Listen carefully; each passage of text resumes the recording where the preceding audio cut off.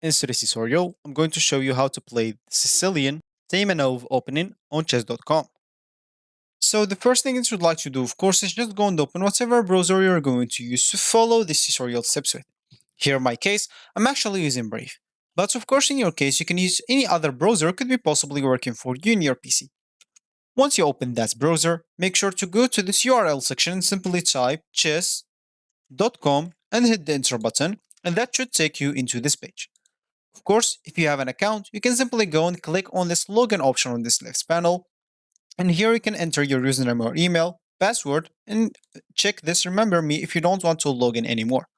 Of course, you can even log in with your Apple account, Google account, or Facebook account if you don't want to go through all the boring steps of creating or logging into your account. Or if you don't have an account, you can simply go and click on sign up from here or sign up from here. Both will take you to this page, and here, of course, you'll just have to choose a username, email, enter an email password, and simply click at sign up. Of course, you'd like even to choose your chess skill level, new to chess, beginner, intermediate, or advanced. And also, you can sign up with Apple, Google, or Facebook, like login if you don't want to go through all the boring steps of this signing up. So once you're logged in into your account or you just created your account, you'll find yourself here in this home screen or the main screen of the chess.com. So as we said in the beginning of this story, we would like to play the Sicilian Taimanov, and of course if you want to do that, let's just get into a board first of all.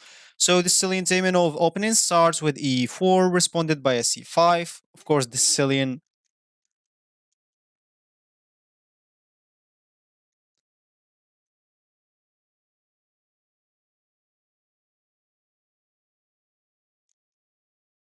responded by this knight to c6 with black.